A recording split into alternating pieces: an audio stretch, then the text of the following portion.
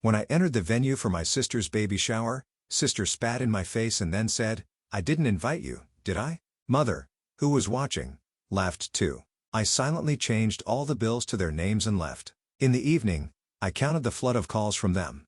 I gazed at the custom-made welcome baby banner, wondering if the rose gold lettering had been a misstep. Olivia had always favored understated elegance, but Mother, in her infinite wisdom, now championed extravagance in all things. The party planner's invoice in my hand served as a stark reminder of why I should have politely declined to orchestrate this entire affair. I'm Clara, and for the past 15 years I've been diligently attempting to debunk the myth that career success and family devotion are mutually exclusive. Spoiler alert, my mother remains unconvinced. "Caterers are here, Miss Clara," Maya announced, appearing at my side, clipboard in hand. "They're running 20 minutes behind schedule, naturally." I glanced at my watch and saw another work email clamoring for my attention. But it could wait. "Did you confirm the floral arrangements?" "All set, but your mom called again. She's proposing a seating chart revision." Once Lily's college friends moved closer to the front, I closed my eyes, inhaling deeply. It was the seating chart we'd finalized 3 days prior, the one she'd approved. Maya gently squeezed my shoulder. "Want me to handle it?" "No, I'll manage." I sighed, retrieving my phone and dialing. "Clara, darling." Mother's voice dripped with saccharine sweetness. "I was just thinking about the seating." "Mother, it's simply not feasible to alter it now. Place cards are already printed, tables are already set, and Lily specifically requested." "Lily approved the arrangement last week." "Yes. I recall." Her tone was dismissive. I watched as venue staff meticulously positioned crystal centerpieces. "Remember the family dinner, Mother?" "Oh, you mean the dinner you abandoned prematurely for that all-important conference call?" There it was, Eleanor Vance's signature guilt trip. That call secured the Thompson account. I stated, "The account that's partially funding this elaborate shower you're currently attempting to micromanage. Always with the work, Clara, isn't it? Your sister is having a baby. Would it truly pain you to prioritize family for once?" The venue manager waved frantically from across the room. "Mother, I must go. The seating remains as is." I disconnected before she could respond. "Is there any problem?" Maya inquired. "Just the usual maternal theatrics," I replied. "Now, what fresh hell awaits? Dessert table lighting isn't ethereal enough, apparently." Maya deadpanned. "Our manager's on the verge of a meltdown." As we walked towards the escalating drama, my phone vibrated. It was Lily's text. "Mom says you're being difficult about seating. Can't you just help make my day perfect?" Perfect. The word echoed with bitter irony. Perfect. Like the straight A's that were never quite good enough. Perfect. Like the promotion that meant nothing because it coincided with Sunday dinner. Perfect. Like this extravagant $40,000 baby shower that still somehow fell short of expectations. "The lighting is fine," I stated firmly to the frazzled manager. "If necessary, we can adjust camera settings for the photos." My phone buzzed again. This time it was Mr. Davis, the family lawyer. "Clara, your mother's on my other line regarding the venue contract. Something about last-minute alterations." I pinched the bridge of my nose. "Inform her any modifications at this juncture incur significant additional charges. She insists money is no object." "Of course," I muttered. "Not her money, naturally. Just placate her, please. We're mere hours from the event." "Will do. And Clara," Davis paused before adding, "you're handling this remarkably well. Don't let anyone diminish that." The phone was then disconnected. A familiar ache is settling in my chest. The same hollow pang from childhood piano recitals and debate championships from art majors lauded and business degrees dismissed. "Hey," Maya's voice cut through my reverie. "You all right?" "I'm fine," I lied, just wondering why I persist in seeking validation from those determined to misunderstand me. "Because you're Clara," Maya stated simply. "You don't surrender even when logic dictates you should." My phone buzzed. It was a message from Aunt Claire. "Mother's fully mobilized.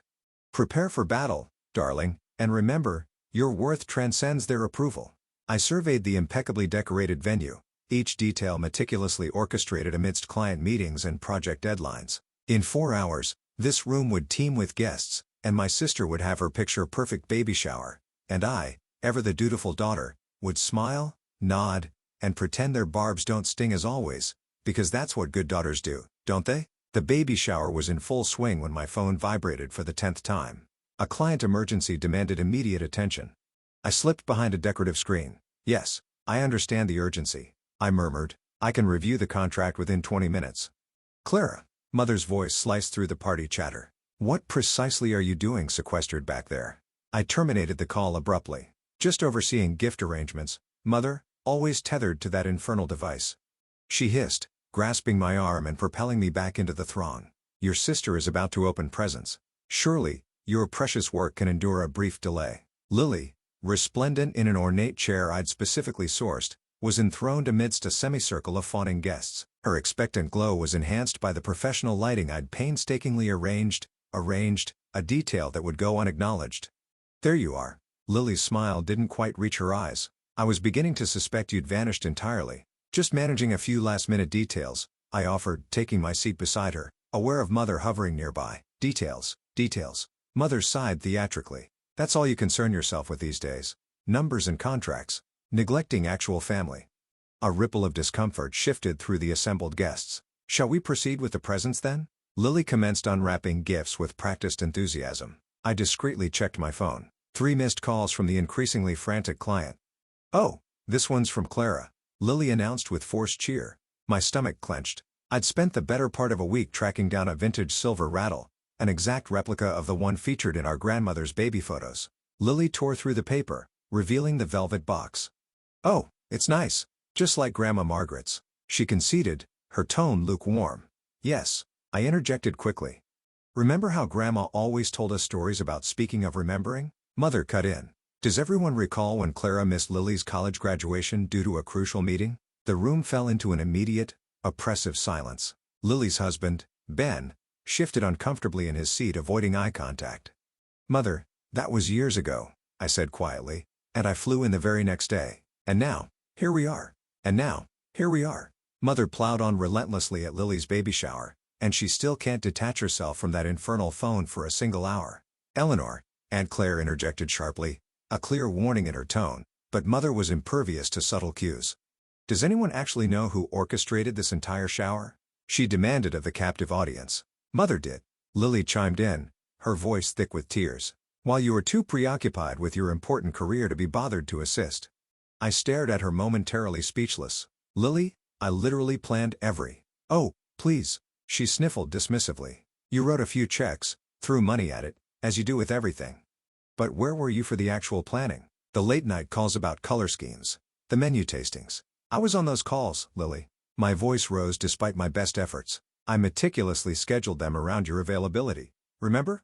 Ladies, Ben attempted weakly to intervene, but Mother silenced him with a withering glare. Your sister is having a baby, Mother announced to the room, her voice trembling with manufactured emotion. A miracle, a new life. But I suppose that's simply not as significant as whatever pressing matter occupies her on that phone. My phone chose that precise moment to buzz again. The client was now threatening litigation. I need to take this, I said, rising to my feet. It is important. More important than family. Lily's voice cracked. More important than me? The room was utterly silent. Every guest a rapt spectator at my public unraveling. You know what? I said, snatching my purse. Yes, right now this call is more important. Because unlike this shower, which I meticulously planned, painstakingly paid for, and am apparently receiving zero credit for, this call actually matters to people who value my time and my expertise. Gasps rippled through the room. Mother's face deepened to an alarming shade of purple. How dare you? After everything we've done for you, everything you've done for me? I laughed bitterly. Please enlighten me, Mother. Was it the constant criticism? The perpetual comparisons to Lily? The expertly deployed guilt trips? Maya materialized at my elbow. Perhaps we should step outside, Clara, she murmured. No need, I stated. I'm leaving. Enjoy the remainder of the shower, Lily. The venue's paid through 7. Try not to let Mother convince you I ruined this as well. I turned sharply on my heel, striding towards the exit.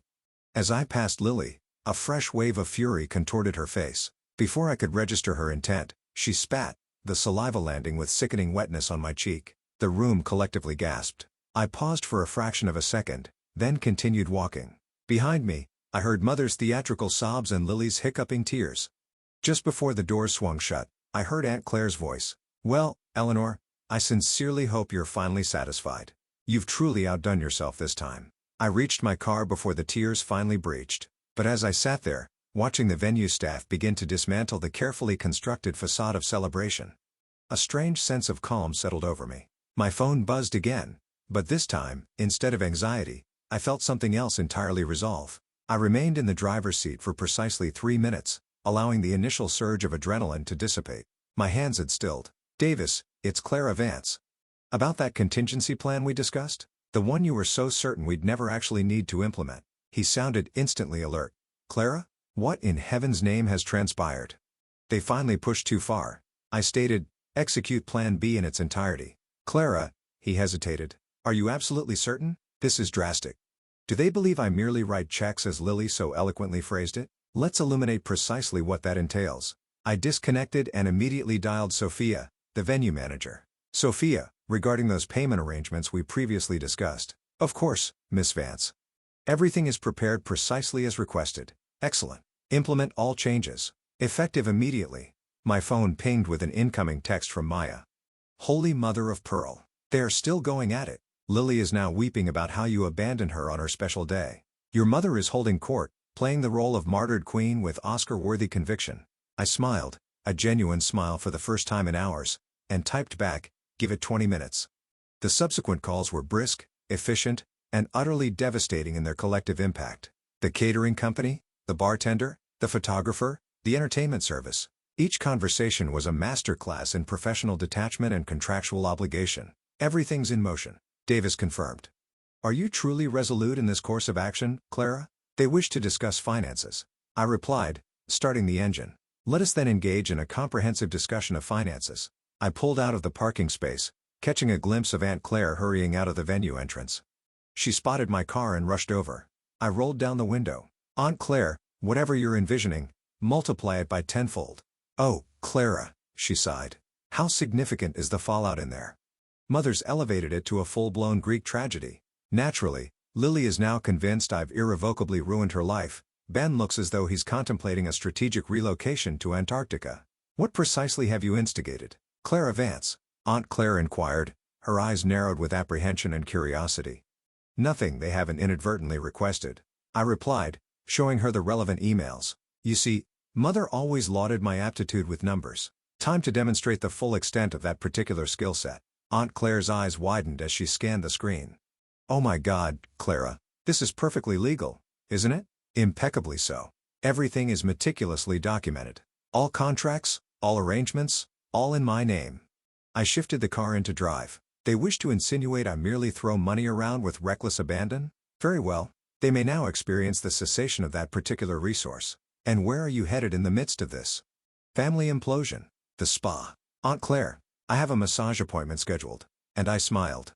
I did, after all, prepay for it. As I pulled away, I glimpsed the nascent stages of chaos unfolding through the venue's windows. Sophia would be making her announcements imminently. The open bar would suddenly require individual payments. The photographer would be discreetly packing up his equipment. The caterers would, with extreme politeness, cease service. And the bills, the meticulously calculated bills, would be distributed to each guest who had witnessed my humiliation. My phone erupted in notifications, a digital chorus of impending familial meltdown. I connected it to the car's Bluetooth, letting the messages play. Clara, what in God's name is happening? Lily's voice trembled. The venue, they're demanding immediate payment. Delete. Clara Elizabeth Vance, you answer this infernal device immediately. Mother's voice shrieked. Delete. Hey, Clara, it's Ben. Look, I know things escalated somewhat at the shower, but delete. A text message from Maya. Oh my fucking God. Your mom just attempted to put the entire outstanding balance on her platinum card, and it's declined. Lily's college contingent is staging a mass exodus. This is infinitely superior to Netflix. I pulled into the spa parking lot feeling lighter than I had in years. The receptionist greeted me with a serene smile. Welcome, Miss Vance. Your private relaxation suite is prepared. Thank you, I replied, handing her my phone. Would you mind holding on to this for me? I'm anticipating a rather robust volume of calls I'd prefer to ignore for the next few hours. Of course, Miss Vance. May I perhaps interest you in our wine list while you unwind? Please do, I murmured, following her towards the promise of blissful oblivion. As I entered the hushed tranquility of the suite, another text message arrived from Davis. Bills are fully distributed. Your mother is now attempting to contact the venue owner directly. Should I run interference? No. I typed back. Let her attempt to navigate that particular labyrinth. Some lessons are most effectively learned through direct unmediated experience. I changed into the luxurious spa robe, the murmur of artificial waterfalls soothing my frayed nerves. My phone buzzed one final time. Another message from Aunt Claire. Your mother's facial expression upon receipt of the bar tab, priceless darling, worth every penny of this glorious conflagration, but was incinerating the bridge entirely unavoidable. I considered the decades of relentless criticism, the casual diminishment, the perpetual role of familial ATM, all while being berated for insufficient family orientation. Some bridges I typed back decisively simply demand combustion to illuminate, perhaps, what lies on the other side of the wreckage. Then, I powered off my phone, ordered a glass of champagne, and prepared to savor every exquisite, guilt-free minute of my thoroughly justified revenge. After all, I had written the check. The massage therapist's skilled hands worked out 15 years of accumulated, family-induced tension from my shoulders. While my phone collected a steadily escalating volume of frantic messages in the locker room, 2 glorious uninterrupted hours of silence ensued. When I finally emerged, the receptionist greeted me with an expression of mingled sympathy and amusement. "Your phone has been quite active, Miss Vance. 37 missed calls and countless messages. I assume none were particularly pleasant." She discreetly handed me the device. The last voicemail in particular was rather vociferous, something about financial terrorism, I believe. I scrolled through the litany of increasingly desperate messages. The final voicemail was from Mother, her voice shrill with panic. "Clara Elizabeth Vance. The venue is demanding immediate payment. For everything. Lily's friends. Apparently, they were expected to pay for their own drinks. The photographer. He simply left, taking all the photos. The caterers. They packed up all the food. Clara, what in God's name have you done?" I deleted it with a serene smile and dialed Maya. "You are an absolute legend." She answered immediately, dissolving into laughter. "I wish you could have witnessed it firsthand, Clara. Your mother actually attempted to pull the 'Do you know who I am' card with the venue manager. Sophia simply kept gesturing towards the contracts, prominently displaying your signature." "And Lily?" I inquired, accepting a glass of cucumber-infused water. She cried predictably. Her college friends actually bailed, abandoned her mid-meltdown when confronted with the bar tab. Real testament to the enduring bonds of friendship, wouldn't you agree? "Indeed," I murmured. "Any other casualties?" "Oh, the designer cupcakes you painstakingly sourced? The ones your mother audibly bragged about arranging to her gaggle of church friends? Packed up and removed from the premises precisely as she was showcasing them." Impeccable timing, really. My phone buzzed with another incoming call. From Davis. "Clara Vance speaking." "Clara," he stated without preamble, "your mother is now threatening legal action." 4. What precisely is her legal grievance for my temerity in paying for services rendered, and subsequently, exercising my contractual right to withdraw said services? I replied. "Let her grasp at straws." "Indeed." He chuckled. "The final tally is substantial between the remaining venue fees, the bar tab, photographer cancellation penalties, and the catering balance. Approximately $288,000, which, of course, they are now solely responsible for remitting, and their capacity to remit. Your mother's credit cards are comprehensively maxed out. Lily's too, I gather. Not my concern," I stated, rising to gather my belongings. "Franklin, then rather, has actually been surprisingly reasonable. He's offered to negotiate a payment plan." "Decline it," I instructed. "They wish to handle everything independently without my interference. Let them now fully embrace the joys of independence." My phone buzzed again. "Aunt Claire, you have instigated quite the scandal, darling," she announced. "Half the country club will be dissecting this for months to come." "Excellent," I replied, stepping out into the cool evening air, feeling remarkably unburdened. "Perhaps they'll reconsider inviting Mother to plan their future events. Lily, predictably, is a mess, claims you've ruined her baby shower and destroyed memories forever. That's infinitely preferable to compared to allowing her to continue ruining the rest of my life," I stated, adding a generously vindictive tip to my spa bill. "And Mother, how is Eleanor receiving this?" Karmic retribution. Already engaged in frantic outreach to every acquaintance, desperately soliciting loans, note-takers thus far. Apparently, her credit history isn't quite as pristine as she pretends. "Any regrets, Clara?" Aunt Claire inquired. A thread of concern in her amused tone, only that I neglected to record the entire spectacle for posterity. I confessed. Aunt Claire chuckled. "But I did manage to procure a rather evocative photograph of your mother's visage upon presentation of the bar tab. Frame-worthy, truly." My phone illuminated with another text, this one from Ben. "Clara, can we speak? Just us? I think. Apologies are long overdue." "Interesting timing," I muttered. "What will you do now, Clara?" Aunt Claire prompted. I slid into my car, adjusting the rear-view mirror. The woman reflected back looked different, lighter, freer. "Now, Aunt Claire, I'm going home. I'm ordering takeout from that new Thai place, and I intend to luxuriate in the silence." "They wish to discuss money?" They may now discuss it amongst themselves. And tomorrow? Tomorrow I shall return to being the successful career woman. They so love to criticize, only this time they will possess a more nuanced understanding of precisely what that entails. As I drove home, my phone continued its relentless symphony of messages and calls. Each notification represented a person who had witnessed my public humiliation and was now desperately clamoring for my intervention. Each would remain unanswered. Because sometimes the most potent form of revenge isn't merely achieving parity, it's about teaching people the value of what they consistently took for granted. Monday morning dawned, bringing with it a digital deluge of 53 unread messages and 12 voicemails. I summarily deleted them all and walked into my office as though it were any other day, which it was. My assistant, Olivia, greeted me with coffee and a knowing smile. Your mother called the office 6 times before 9 a.m. She stated, her tone neutral. Any other calls of note? I inquired, accepting the blessed caffeine. The Thompson contract is officially signed. The merger meeting is confirmed for 2 p.m. And your sister's husband? Then he stopped by earlier, requested an urgent business discussion. Olivia handed me a folder. I informed him you were in meetings for the duration of the day. My office phone illuminated, Eleanor Vance's name flashing across the caller ID. Your mother again, Olivia murmured. Let it ring, I instructed, settling into my chair and powering up my computer. Maya burst through the door, radiating barely suppressed glee. Spill, she demanded. Everything. How was the spa? Have you yet succumbed to the siren call of social media? The spa was transformative. I slept soundly. And no, I am assiduously avoiding all forms of digital engagement with the unfolding familial implosion. Oh, but you really shouldn't, Maya protested, brandishing her phone. Your mother's church contingent is staging a full-scale meltdown in the community Facebook group. Apparently, you have destroyed the sanctity of the baby shower for all eternity. And Lily? I inquired as I steeled myself. Lily has posted a triptych of strategically tear-streaked selfies. The caption reads, when your own sister betrays you on your special day.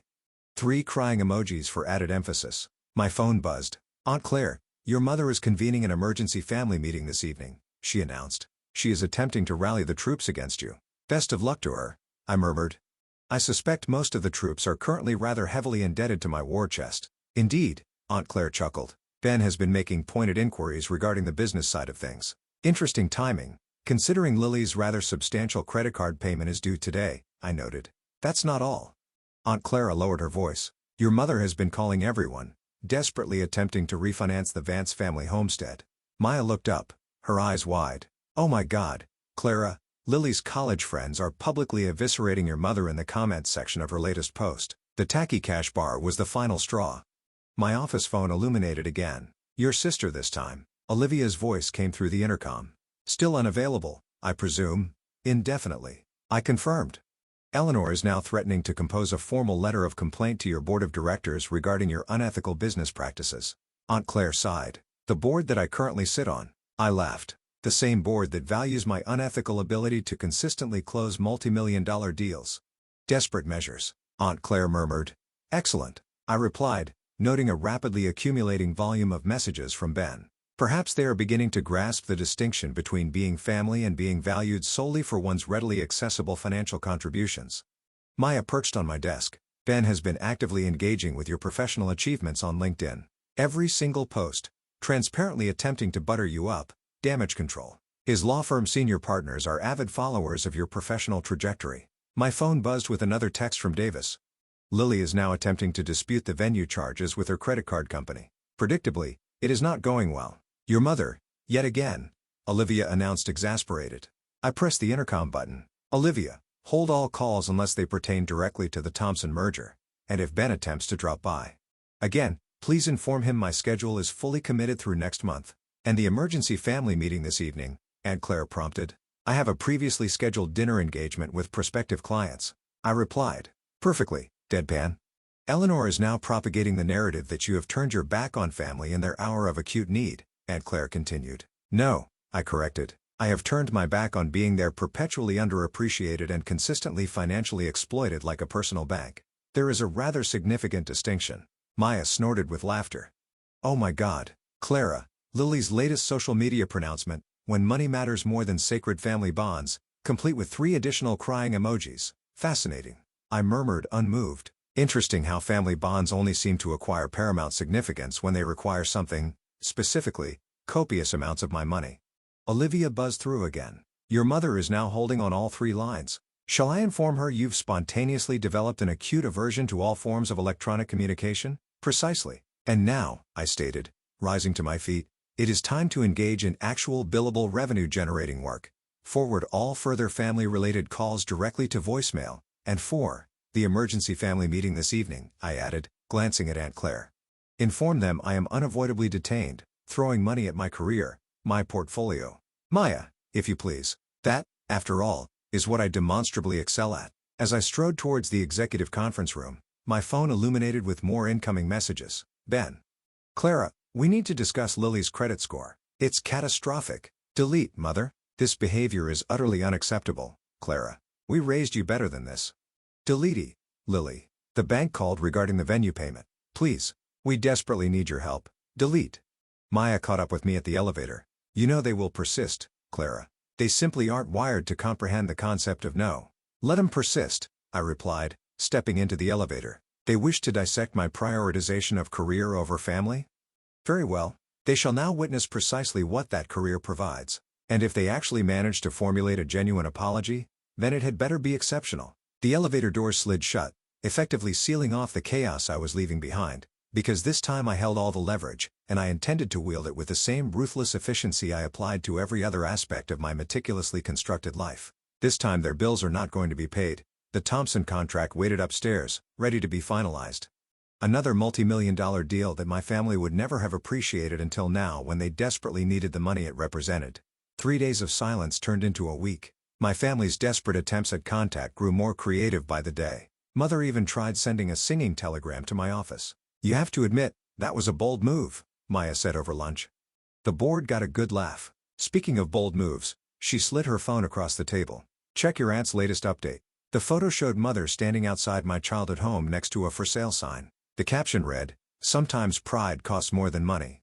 Subtle, I muttered. Ben's been asking around about job openings at other firms. Maya continued. Apparently, his partners aren't thrilled about the baby shower drama reaching their clients. My phone lit up. It was Davis calling. Your mother's here in my office, he said, without preamble, with Lily, and they want to discuss payment plans for the shower expenses. Lily's crying about credit impacts. Not my problem, Clara. He lowered his voice. They're desperate. Your mother's talking about bankruptcy. Funny how money mattered now. A text came through from Aunt Claire. Eleanor's selling her antique collection, the one she always said you weren't refined enough to inherit. Tell them I'm in meetings, I told Davis. They've been here for 3 hours, then they can leave 3 hours wiser. I ended the call just as Olivia buzzed my office phone. Ben's here again, says it's urgent. For the first time in a week, I hesitated. Send him in. Ben looked different. Tired, rumpled, less like the polished lawyer who'd watched silently during my humiliation. 2 minutes, I said before he could speak. Lily's a mess. He remained standing. Your mother's selling everything. Our credit is shot. I'm probably losing my partnership track. Sounds like consequences. Look.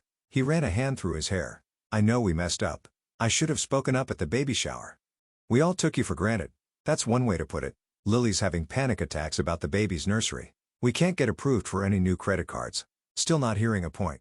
He pulled out his phone, showing me a photo of Lily curled up on their couch, clearly distraught. She's your sister, Clara. I stood up. What about when they publicly humiliated me? When they dismissed years of support? When they called me cold and calculating while happily spending my money? We were wrong. No, I corrected, walking to the window. You were all comfortable taking and taking while giving nothing but criticism in return. I gestured to the city sprawling beneath us.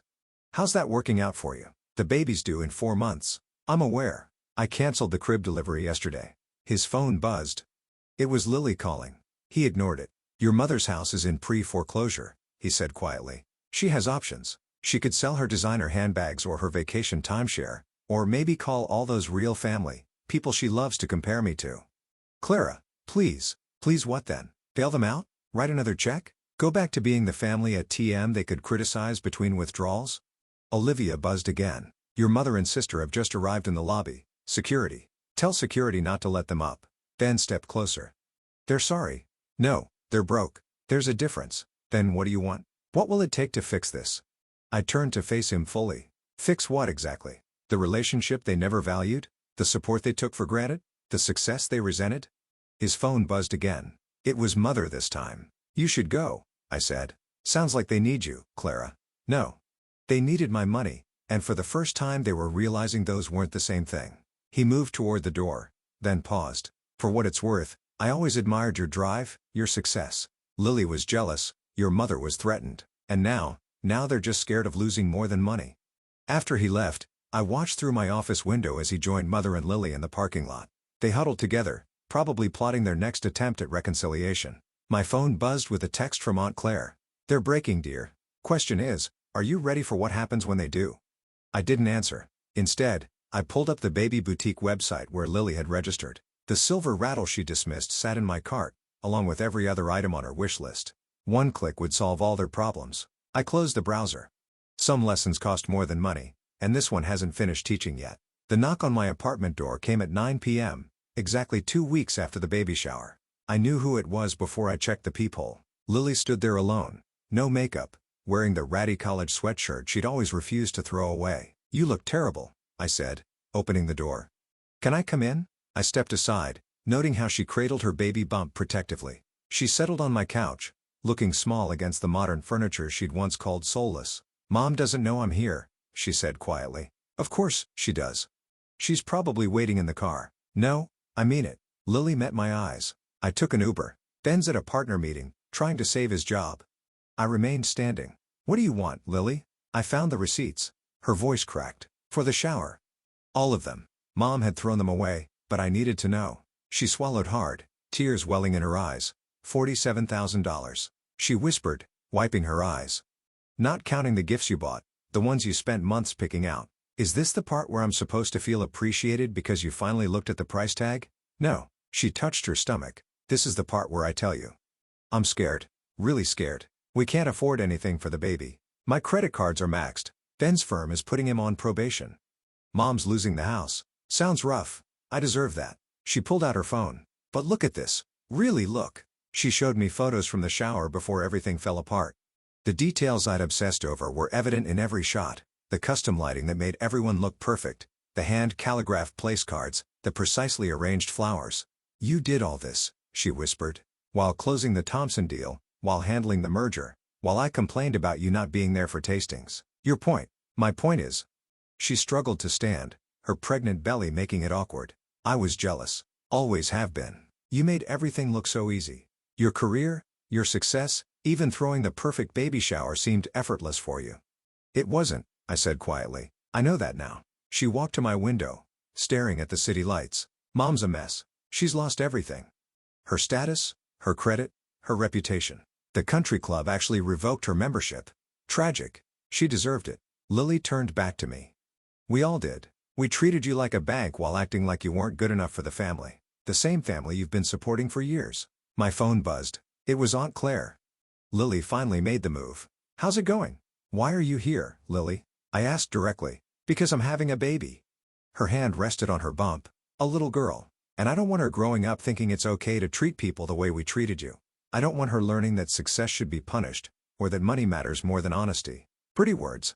"I'm not asking for money." She stepped closer, her eyes pleading. "I'm asking for a chance to be a better sister, a better aunt to my daughter. I'm asking if it's too late to start over. And Mother, she'll have to figure out her own way back, if there is one." I studied her face, the dark circles under her eyes, the worry lines that hadn't been there before, the silver rattle. I said suddenly, "What?"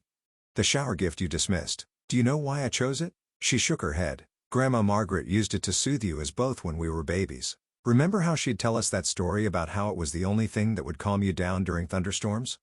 Lily's eyes filled with tears. I didn't even look at it properly. I was too busy trying to hurt you.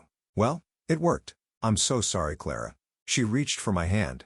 "For everything. For years of everything." I let her hold my hand for a moment before pulling away. "Sorry doesn't fix credit scores. I know." She moved toward the door. "But maybe it's a start." As she reached for the handle, I spoke, the rattle still in my closet. She turned, hope flickering across her face. "I'm not saying I forgive you," I continued, my voice softer now. "But maybe we can talk about the baby, about starting over, really starting over. Don't make me regret it." She nodded, tears falling freely now. "Thank you." After she left, I texted Aunt Claire. "Lily just left. She came alone. And maybe there's hope for one bridge not to burn completely. What about Eleanor?" I looked at the family photo still sitting on my shelf taken years ago when success meant nothing and family meant everything. Some bridges, I typed back, need to stay in ashes. The silver rattle caught the morning light as my niece's tiny fingers wrapped around it. She had mother's eyes, but thankfully, none of her temperament. She hasn't cried once since you gave it to her, Lily said from the hospital bed.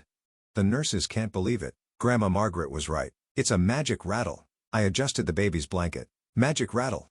Ben entered with coffee, looking more relaxed than he had in months. His firm had kept him on after he'd taken full responsibility for his part in the shower incident. Humility, apparently, went a long way. Your mother's in the lobby, he said quietly. Again. Lily groaned. Did you tell her security's keeping her there? He handed me a cup. Your call, Clara. My phone buzzed. Aunt Claire. Eleanor's making quite a scene downstairs. Something about grandmother's rights. Let her be, I replied, watching my niece drift to sleep. The past 3 months had been a study in consequences. Mother had indeed lost her house, moving into a small apartment that horrified her social circle. Lily and Ben had started marriage counseling, working through the damage that financial stress and family dysfunction had caused. And I had learned to set boundaries. The trust fund is set up, I told Lily, putting my coffee down, but the conditions stand. She nodded.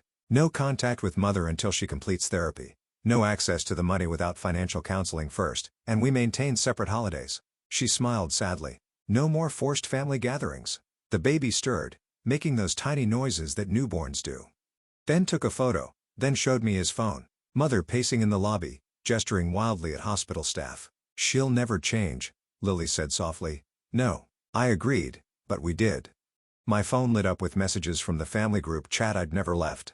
Cousin Rachel. Eleanor's posting about being banned from meeting her granddaughter, Uncle Paul. Should we tell her that's not how restraining orders work? Aunt Claire. The therapy appointments are paid for. She's choosing not to go. I muted the chat and focused on the baby. She had Lily's nose, Ben's chin, and hopefully none of the family's talent for emotional manipulation. I've been thinking about names, Lily said, adjusting her position. Please tell me you're not considering Eleanor Jr. No. She exchanged looks with Ben. We were thinking of Margaret after Grandma. The rattle clinked softly as the baby moved. She'd like that, I said finally. Lily hesitated. We want you to be her godmother. You sure? I might be too busy with my cold calculating career. That's why we want you. Ben sat on the bed's edge. Someone needs to teach her that success isn't a character flaw. A commotion outside drew our attention. Mother's voice carried through the door. I demand to see my granddaughter. Security responded quickly. Through the window we watched them escort her out, her designer knockoff bag swinging wildly as she protested. You know what's sad? Lily cradled little Margaret closer. She could be here right now. All she had to do was get help. Some people prefer their pride to their peace. I picked up the rattle, its silver surface reflecting our small group, but that's not our problem anymore. My phone buzzed one last time. It was Davis. Eleanor's threatening to contest the restraining order again. Let her, I typed back. Some battles aren't worth winning when you've already won the war. Lily touched my arm. Thank you. Not just for the trust fund or the baby stuff, Ben corrected, for giving us a chance to be better. Little Margaret yawned, completely unaware of the family drama swirling around her. She'd grow up knowing a different kind of love. One that didn't come with price tags or conditions. Want to hold her again? Lily asked. I took my niece, feeling her warm weight settle against my chest. The rattle chimed softly as I rocked her. You know, I said, Grandma Margaret used to say something about family, that it's not about who's blood and who isn't. It's about who stays when the money's gone and the masks come off. Sounds wise, Ben said. She was. I watched Margaret's eyes flutter closed. She'd be proud of us, not for the success or the money, but for finally learning what real family means. Outside, Mother's car peeled away from the hospital parking lot, leaving only tire marks and her wounded pride behind. But inside this room with the silver rattle catching sunlight, new beginnings took shape. We had everything we needed. Sometimes the family you choose is better than the family you're born into. And sometimes the best revenge isn't revenge at all. It's about living well, loving better and letting go.